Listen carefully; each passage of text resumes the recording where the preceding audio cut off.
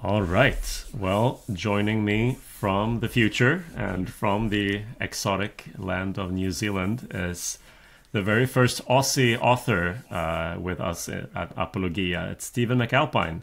So a warm welcome and thank you for being here, Stephen. Oh, it's great to be with you from tomorrow, I guess. New Zealand seems to be the place where everything happens first. The sun rises. Yeah. We just mentioned before Yeah. we started recording how things are a bit opposite here. So it's late evening for me, it's early morning for you, it's summer for me, or it's supposed to be, and it's winter for you. So it's the upside down world, I guess. Yeah, and I'm from Perth in Australia, which we had, I think, 13 days above 42 degrees Celsius, and now I'm in New Zealand, which feels like we're close to the South Pole, and it feels like it in the middle of winter. I bet. Wow. Yeah. Well, we're closer to the North Pole here, so even when it's supposed to be summer, it's not always what you expected or hoped for. You're here because we're going to talk about your book, Being the Bad Guys, which is just out in Swedish, Farliga, ÅSIKTER, with us at Apologia. Before we get to the book, though, I'd love to have you introduce yourself a little bit more to people who are not perhaps familiar with you. So could you just tell us a little bit about what you do and perhaps why you're in New Zealand at the moment? Because you're from Australia, like you said. Yeah, well, I'm originally from Northern Ireland, actually, but I lived in Australia most of my life. And I live in Perth, which is a very secular place in a slightly different way to European secularism, I think. But been pastoring there for a long time, so pastored churches for a long time, and also been involved in writing and thinking and helping plant churches and train leaders, and somehow fell into the kind of consultancy role that I do. We're also helped churches through, not this one in conflict, but churches in conflict. I help leadership teams there. I'm helping cover someone's sabbatical in New Zealand, which is great fun because it's a good church and it's fun to do. I'm married to Jill, who's a clinical psychologist. So it's interesting that we see different sides of some of the big issues that we're dealing with culturally. If you're a clinical psychologist in the Western world today, I think you're probably booked out. That'd probably be the same in Sweden as it is in Australia and New Zealand, I think. And I have two kids. And so we've navigated life to suddenly, how did I get to be nearly 60 doing this? Here I am. And but now I really just help churches and parachurch organisations, including Christian schools, navigate the secular cultural space at the moment. Excellent. Well, there's a lot of us that can use a bit of help. And now, for an Australian going to New Zealand, what's kind of is there a friendly rivalry going on there, like we would have with some of our neighboring countries, or what's the vibe? Yeah. It's all friendly until they play rugby union, and then it's not friendly. That's what I've discovered. New Zealand, it's the small differences. New Zealand and where I am in Christchurch it has an English feel as much as an Australian feel, and the way people speak is slightly softer. The Australians are much more brash and a little bit more aggressive, and New Zealanders tend to not completely tell you what they think. I think, even if so that's interesting. It's a smaller country, so you probably bump into people more often. So you've got to be careful how you navigate relationships. So it's the little differences between Australia and New Zealand that make me go, oh, it's not like it's just an island off Australia that's Australian-ish. It's kind of, it's more English, actually. Yeah. Interesting. Perhaps more similar to Sweden than Australia is, I might say, but I wouldn't know. I've never been, and it's easy. The further you are from a place, the more you tend to lump, Australia and New Zealand to us feels like they're just right next to each other, and there's this huge, exactly. And there are some differences there. Yeah, and I think cultural differences there, and in a sense, Australia has a bit of an American English feel, and New Zealand doesn't have that American tinge to it, I think. Right. So I went to America for seminary, but one of my teachers there was from Australia, Mark Ryan. I don't know if you know Heard him. Heard of him? Yes, I do know. At Covenant Seminary, Labrie person. And so it was interesting to hear from him as an Australian, kind of Australia's relationship to American versus English culture and European Western culture in general. It is. But that's yeah. So let's get on to the book a little bit. It's called "Being the Bad Guys," which is a brilliant title. It was made it a little tricky for us to translate it, how we would sort of get the gist of it and everything. But is it fair to say this book is about navigating the strange new landscape of the post-Christian West? Yes, and look, cheeky title, I think, because I took it from a film, and but also because I think it got to the guts of how people feel, the slightly unsettling feeling that somehow we were ingrained in the culture and part of those Christians, they're not doing too bad, and they'll help us navigate life, and if we need to throw them a sop, we will, to suddenly that switch. And as a pastor is what I noticed. It was pastorally that I first came across the issue. It wasn't that I was observing culture just.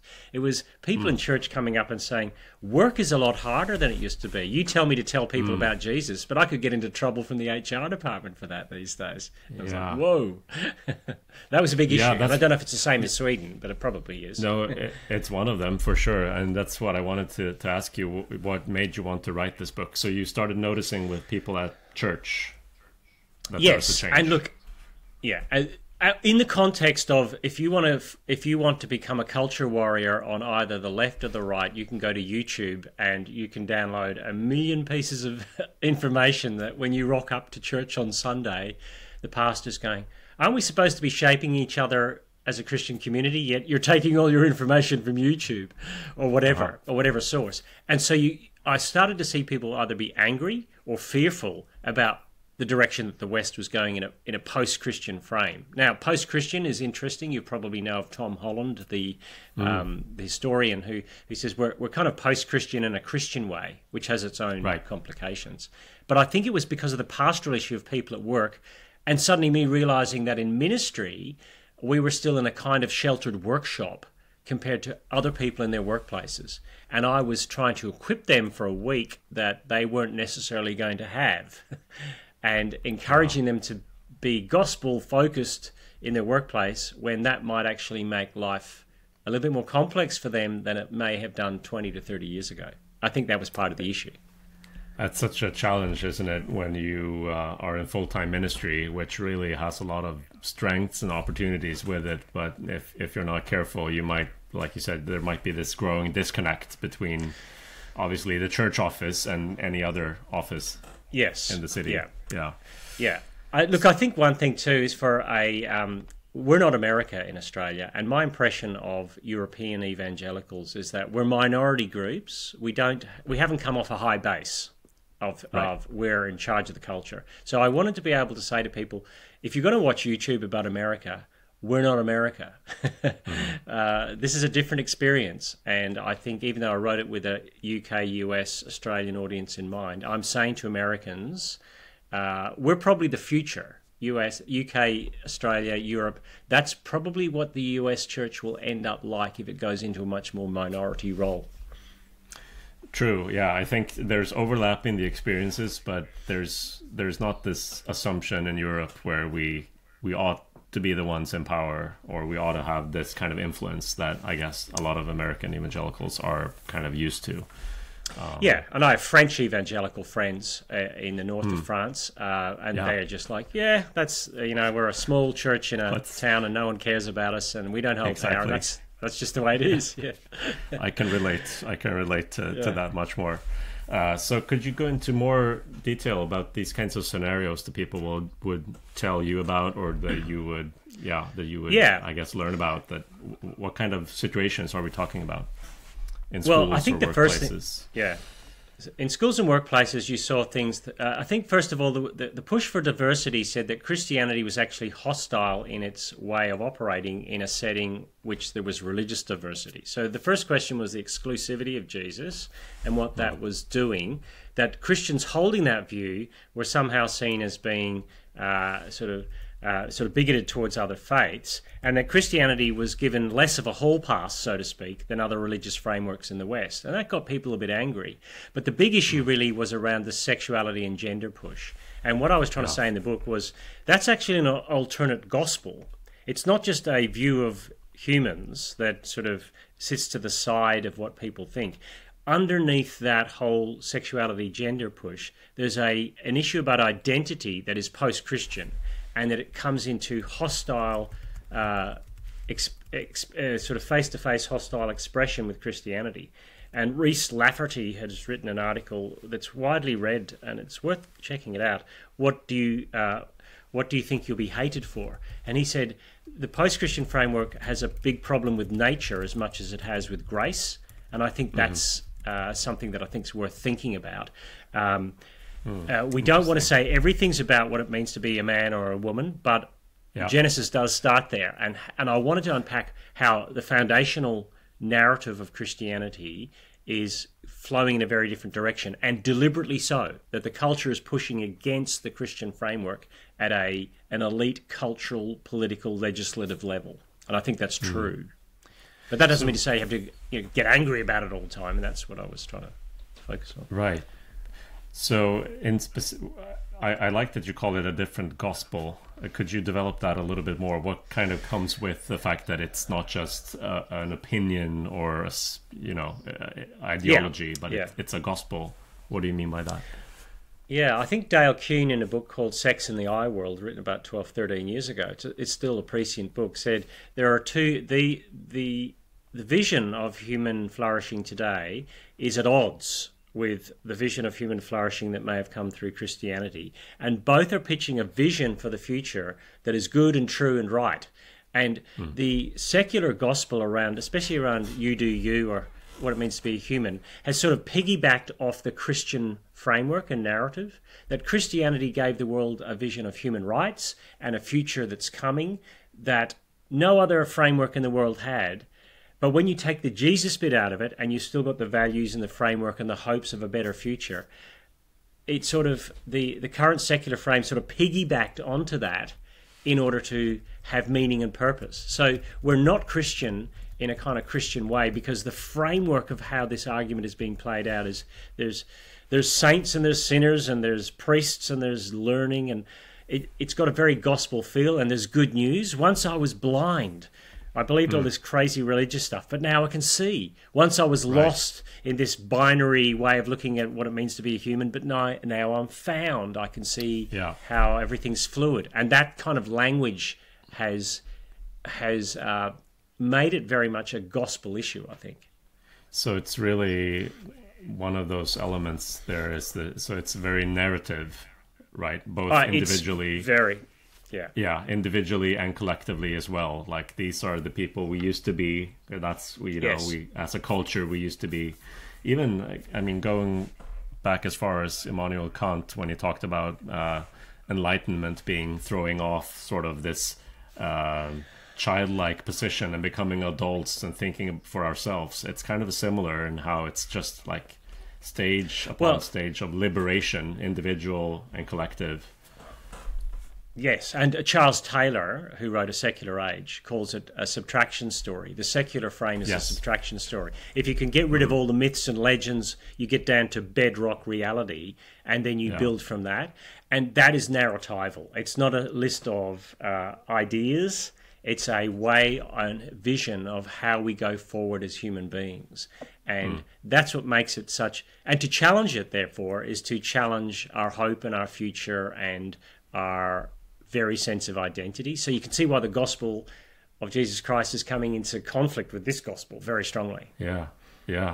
And sort of, I guess, tacked on to the good news is also this, it almost feels like a discipleship program. I saw ads in the subway system, I think this morning, about wash your mouth. In other words, think about how you speak and train yourself in how to use the right words and avoid certain words and so on. So there's this whole program of how you train yourself in order to live according to this new gospel, right? Oh, that is words. You know, words are theological, And we believe that strongly. And so that's exactly, it's that messaging. I mean, if they could pipe it into your house, they probably would. I mean, that's George Orwell, you know. You'd get a sign, I think, wash your mouth. And by the way, we're listening. And, you know, that's not, look, there's a large country in the world that is has the most CCTV cameras, etc., to keep a culture going like that in China. Yeah, and right. But to say wash your mouth that's a religious theological piece of almost a mini sermon in some senses, isn't it? It's a command. Yeah. And so I'd love you to send me that ad. And we get it in Australia too, and in New Zealand, but in much more subtle ways, I think, because maybe we do things a little differently. But it is very interesting how that's happened. And I also think that at the same time, a friend of mine, Rory Shiner, writing for the Gospel Coalition in Australia, said that it's the discipleship issue is the issue. We're not being out-thought as Christians. We're being out-discipled. Every Netflix, every Disney, every Netflix, every graduation speech, he says, is 100% on point. The purpose of your life is to find the true inner you and express that to the world. And that's it, isn't it? Yeah. Yeah, and it's all the time. And so it's like you couldn't spend the amount of time preaching that the culture does. It's going after a lot of good things. I mean, washing your mouth has to do with kindness and purity, and you know, really. Well, you read Ephesians, but exactly. It's in Ephesians. But the content of the ideals are subtly or sometimes not so subtly shifted, and it makes it tricky for us. Yeah, and that's why I'd say secularism and its progressive framework is a Christian heresy at one level. It's taken the framework, removed the content, and put other content into it. Yeah.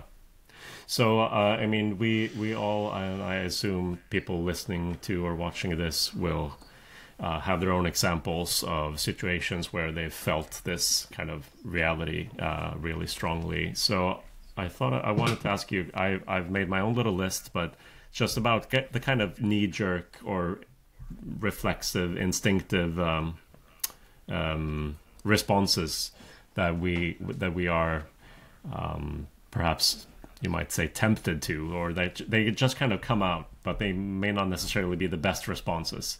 What are some of those that you have seen, without naming, you know, without judging or naming, but what do you see Christians kind of turning to when we feel like I'm stuck or I'm cornered, and what do I do now?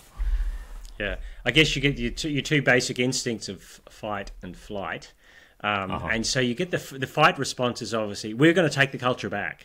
We remember those days when it was Christian and your kids could go on the bus safely, you know, which kind of ignores the fact that in the 60s in America your kids could get in the bus safely, but it was, you know, segregated. So there were issues there. So part of the issue is that people get angry and say, we want the culture back. And there's a whole move in America, particularly, and it's leaching into Australia, of hard Christian nationalism. And I think that's a bad response. Now, there's a spectrum on that. People just get angry and say, oh, it shouldn't be like this. Remember the days when Christianity ruled? Well, not really. Not in Australia, we don't remember that. Perhaps in America people do. And maybe not in Sweden. And not in the same way, right? Not in the same way, yeah. Yeah, that's right. And so then the flip side is, I think there's a flight response. Let's build a gated community, stock up on, you know, tinned goods and shotguns and wait for some sort of zombie apocalypse. That works better in America, that example, than it does here because it's already happening. Yeah, the prepping. The prepping thing. But I think there's something in between of, what if we just give them what they want, will they go away? And I'm going, at some level, you need to be godly and gracious in your response to the cultural moment, but you've somehow got to form thick, discipled communities that stand up against this discipleship program that is, on one level, as another Australian author, Mark Sayer, says, a beautiful apocalypse. It looks amazing. It's rainbow-coloured, but it's hollow behind it because there's a lot of problems in that new gospel, and it's not been acknowledged yet. at one level, but we see it express itself in a deep cultural anxiety about the direction we're going as Western nations, and that is what is ripping us apart politically. It's not as if we're stable politically in a post-Christian framework. We lurch to left and right over the course of a couple of years in every country. I'm sure that's happening across Europe. In fact, I'm reading it in the paper that there's a hard right push in response to some of this stuff. I've noticed it, and that's coming through in Australia, US, New Zealand, and other places as well. Yeah, and I want to get back to that. You mentioned kind of the hollowness and so on of this alternative gospel. You mentioned what I had on my list is kind of nostalgia, like longing for the good old days, the golden age of kind of Christendom, and I guess. Well, one thing you mentioned in the book, it's even, I think, one of the headings for the chapters is like, why are we surprised? Yes, that's the thing. I went through that book, and as a pastor, I went, well, I'm just going to use the Bible to show, well, that's your best place for evidence, right? And so we'll take the scriptures and we'll say, it's not in the fine print that you will suffer. The motif framework of the Bible is suffer now, glory later. And so much of what we want to do is ease and comfort. And, there's some rights that I think we should assert. The right to freedom of association are good things, so we wouldn't want to lose those. But I also think that the Bible says, why would you be surprised? And in the book of 1 Peter in particular, Peter's writing to Christians who aren't necessarily being put up against the wall and killed, but they are being socially isolated in their settings because they follow Jesus. And he said, and Peter says, that's to be expected, and the place you need to look for your identity and approval is Jesus. And we've had a hall pass, if that's a term you understand, for too long in the West that we thought, well, the hard suffering persecution thing was for other people, not us. And suddenly we're going, whoa, hang on. And that's where we have to go into the scriptures and read that God's faithful people have always been opposed by the world. I think, to the extent that we've, as a church, equipped people for suffering, the aspect that we haven't really done a good job of, because it hasn't really been such a strong theme in our culture, has been the shame aspect, right? And this new kind of cultural landscape is a bit more shame-oriented. It's a shame-honor culture again. Yeah, exactly. And so we're not really used to handling, but in biblical times, shame was a huge feature of the culture, and shame and honor and glory. Yes. So there's so much there that we just haven't made use of those resources in the Bible. Well, there's two things to pick up on that as a Christian, the way you're going to deal with shame in this world is to realize that Jesus died on the cross to take away our shame as well. So if you're the locus of your contentment at being shamed by the world is in the fact that Jesus took the shame for the stuff that the world probably doesn't know about you, all your sin.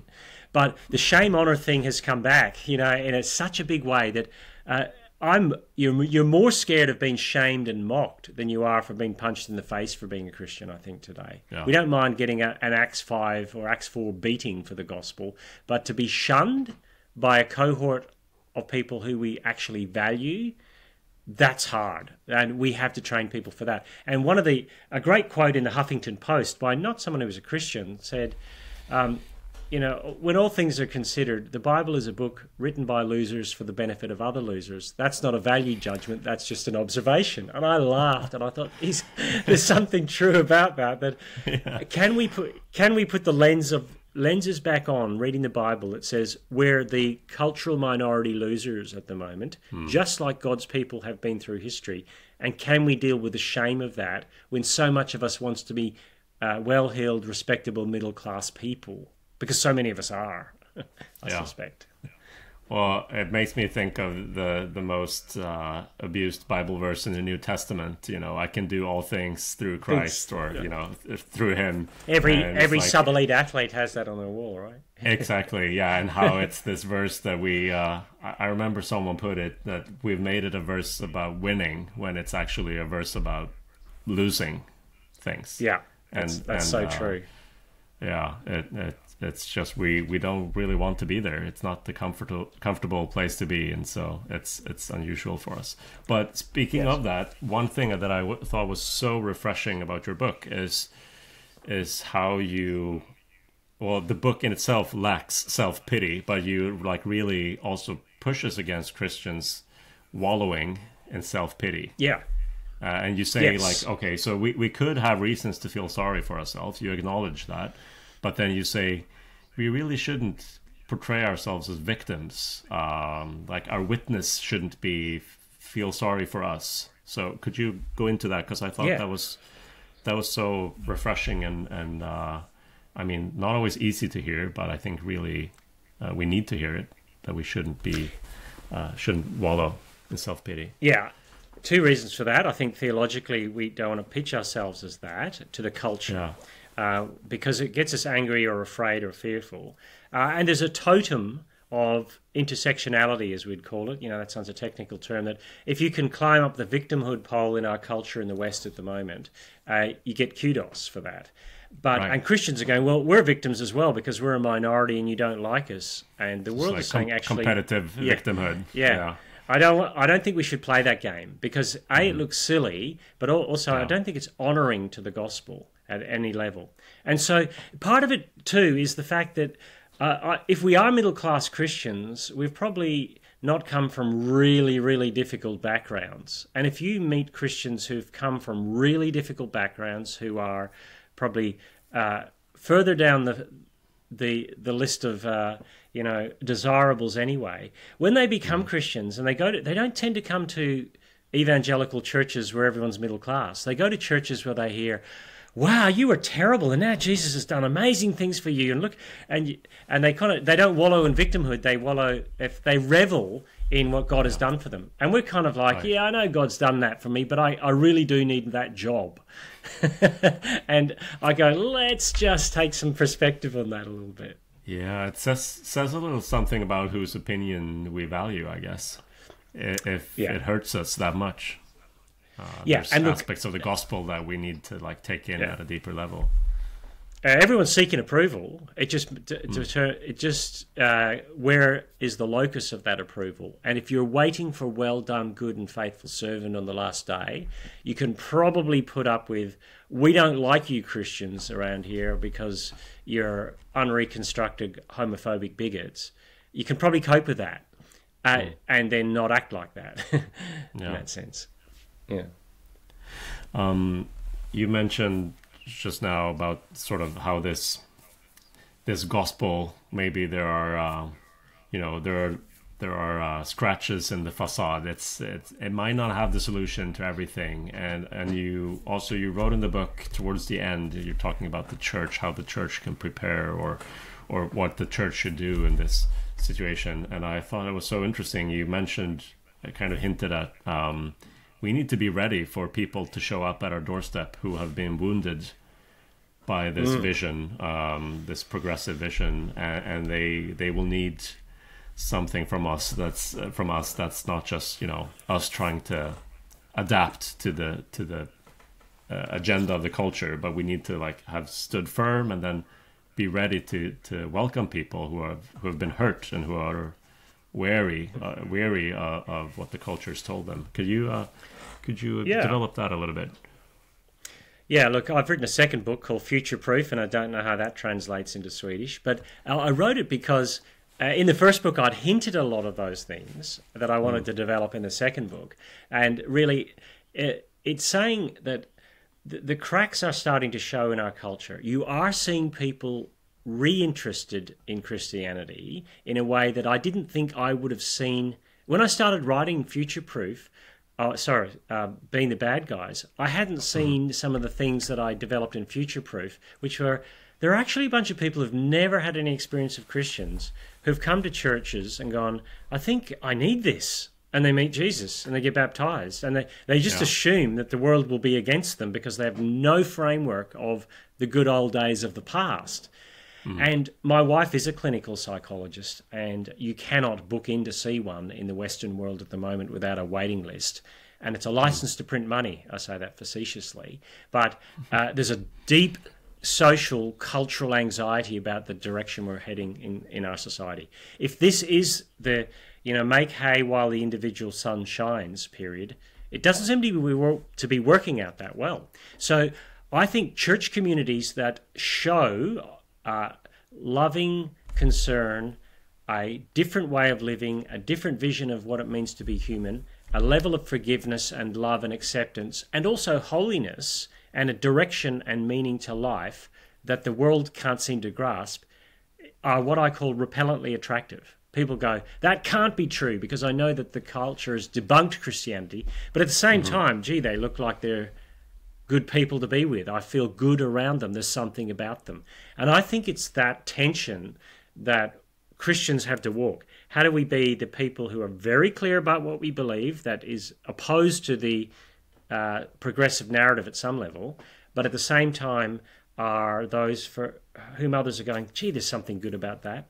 And that's what I wanted to develop. And I think I hinted at it in Being the Bad Guys. And so many people said to me, so what do we do? How do we do that? I think that's a critical thing going forward. And I wrote about that in Future Proof because I do think a lot of cultural analysis from Christian leaders doesn't say, well, what does church need to look like over the next 30 years to get there? Yeah, no, it's I would say it's been almost typical to a few books. I'm not thinking of yours in particular, but just like books in general that I've read over the last 5 or 10 years. We're doing a better and better job of kind of analyzing the present and accounting for the history. You mentioned Charles Taylor, who's sitting comfortably over here, and and I love that stuff. It's so fascinating. But then it's like, okay, now let's get constructive. Now let's talk about how do we respond. And yes, I think we were spinning the wheels. No, yeah. We've been spinning the wheels for a long time, and it is easy to write those books. Not easy to write them at all, to be honest. And look, I like Carl Trueman and Charles Taylor on those issues, but I felt in the end, the average Christian wants to know, so what is a Christian community going to look like? How am I going to disciple my teenagers in a world in which they've grown up just assuming or being told at school about how gender works, and how can I convince them that the vision we have for human flourishing is good? And also to say that human flourishing isn't the goal of human flourishing. The praise and glory of God is.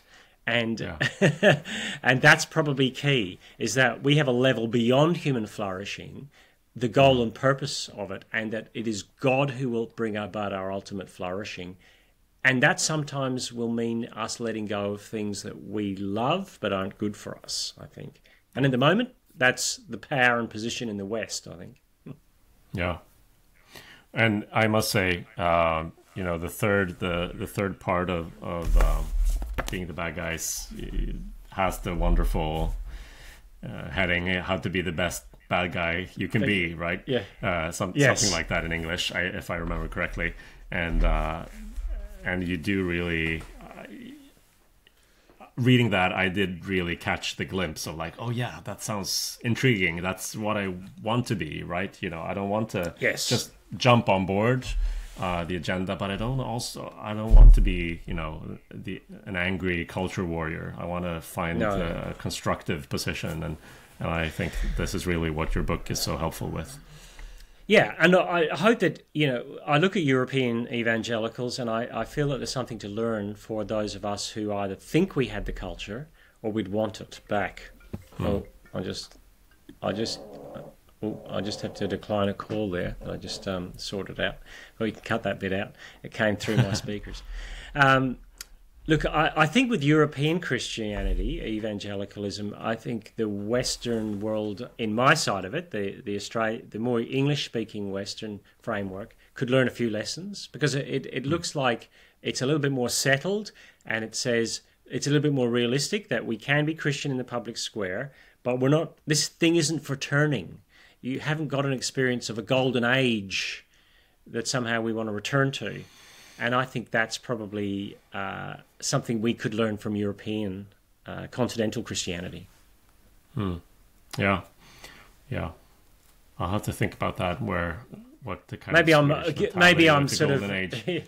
Yeah. Maybe I'm speaking there's always different nuances in Europe. Yeah. I think there are. Yeah.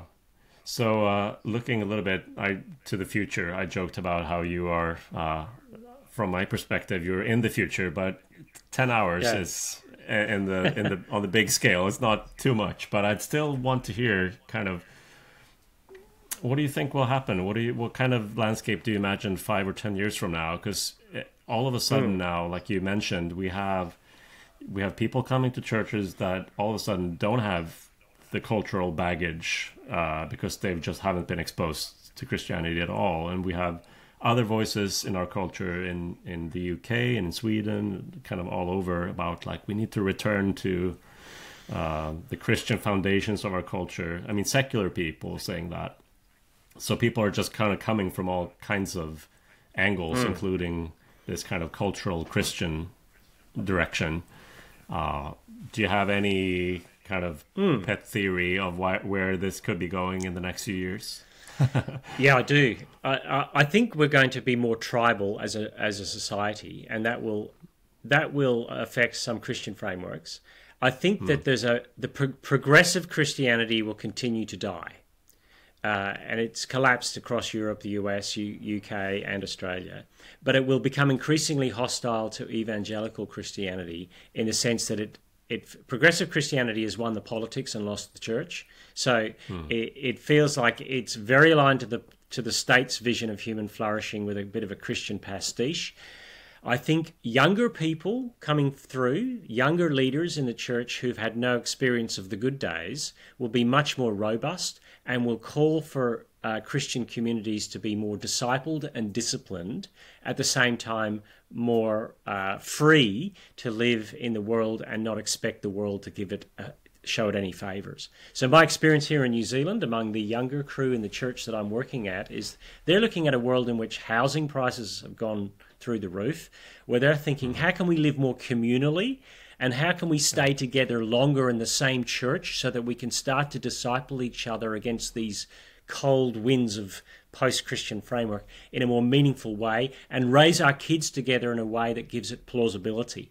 So they're not looking to move all over the country all the time and scatter and find what's the best evangelical church in so-and-so city. Because when I hear that from Christians, I go, you've made your decisions about your life prior to thinking about church, and you may come to regret that. So I think churches are going to be smaller, perhaps, but thicker in how they do community. And they're going to have to be. Oh, the word thicker was in the back of my head. You know, I've never... Yeah, it's a kind of intriguing, appealing thing to me when I hear about kind of thick church community and discipling, and it's it's an intriguing and honestly hopeful prognosis that you just gave, I think. Yeah, I want it to be. Yeah. I don't want to have a doomsday, because you can sell a lot of books writing a doomsday scenario. Oh, but I do think that the church... Yeah, they are. I certainly think... Look, there are good books like Aaron Wren's book, Life in the Negative World, and he talks... he riffs a bit on Tim Keller and a few other issues about what does it mean to live in a neutral secular world and what does it mean to live in a negative one. But I also think his book is good at saying, how do you do that in the public square as well? So there are going to be Christians who need to lean into the public square to be prophetic voices for good and truth and right. But they're going to have to be supported well by Christian communities that back it up in the way they live their lives. And I think I think you're going to be less able to take public jobs and political jobs as Christians in the future, because the things that you will have to sign off on in order to get any traction, you won't be able to. And so I think we will settle into being less wealthy, less influential at one level. And some Christians can't cope with that thought. But, hey, we've had a good ride. We've just got to... And what we want to do is say, I actually want people to be more hostile... Not more hostile. I'd rather have hostile interest in the gospel than complete lack of interest at all, because we've lived through that for 30 or 40 years. I would rather people are really... What are you people about? Rather than just ignoring us. Yeah, no, I must say, too, that I much prefer someone who's angry than someone who's indifferent. At least we have 100%. Something to talk about. Yeah. 100%. It can be refreshing. Yeah, it's true. One more thing, can I just add? I think technology will Yes. change a lot of things, and the platforms we do ministry in, if you can do technology and social media as well, you can have good cut through with the gospel. And I think younger crowds are looking for bite-sized ways to navigate their week and their month and their year that disciple them through little ways during the week. Come together on Sunday and your midweek meals and Bible together. But how do you use social media well to counter some of the toxic social media frameworks there? I think that's going to be something that young Christians will work hard at doing. Interesting. So this is getting off sort of tangential now to the book, but just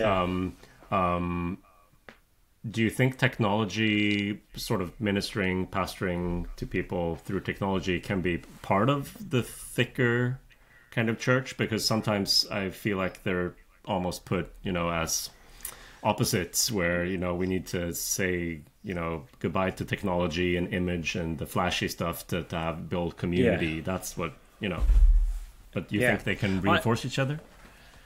I think they can reinforce each other if you have. I know I helped. I was running a comms meeting, or part of it last night, looking at how do you make sure that your image backs up your words, because we are image oriented, and how does your website reflect the gospel in who's on it, how you position people, and whether you're bait and switching people. And I think our generation hasn't done that as well, because I think I wouldn't want us to be doing immersive technologies to the. We're just doing church online. I think COVID showed us that we don't want to do that anyway. Yep. But I do think that technology is not going away, and digital natives will find a way to redeem the technologies, to use them well, and the fact is, so many people who come to church cold have been watching YouTube videos of pastors for a long time first. People aren't coming to your church first up having no experience of Christianity. They're nibbling around the edges, watching videos. Even secular thinkers, or they watch they're hardcore right-wing people, and they're watching Joe Rogan every week, and suddenly a Christian person pops up on Joe Rogan, and that sends them down a rabbit hole. They don't end up at your church without having gone to technology first.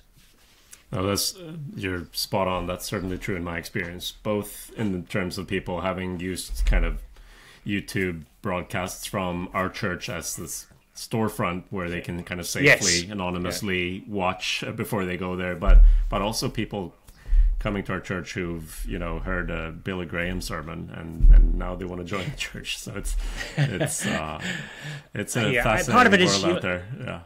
Yeah, you'll have to launder out some crazy ideas from some of those things as well. But there's a genuine interest in Christianity, and people's first port of call is the easiest. Push a button on a computer, look at YouTube, because it's safe for them to observe it without having to meet hard questions from face to face, I think. Yeah. Well, great. Thank you so much for your prognosis and all those ideas. For even, you mentioned a lot of other writers that might be interesting for us to check out, but I don't want it to be lost on listeners or viewers that this is the book to get right now. It's Farliga ÅSIKTER in Swedish, being the bad guys, like I said in English. And Stephen, thank you so much for writing this book. We're really happy to have it in Swedish now for people to read. It's so accessible. Kudos on not writing a book that's too long. You can get through this one. It's really accessible and easy to get through, and I think it really touches on the experience that so many of us can relate to now of being sort of up against the wall in our culture. So thank you for this service. Thanks, Martin. Every time I sign one of those books, I write to the person, be the best bad guy you can be, or bad gal. And I think that's the encouragement I want to say to people as I'd leave, Martin. So thank you. Yeah, we'll try our best. We certainly will. Yeah. So thank you so much for being with us, and all the best. Good luck with future writing projects and your ministry in New Zealand. Thanks so much, Martin. See you later. Thanks. Bye.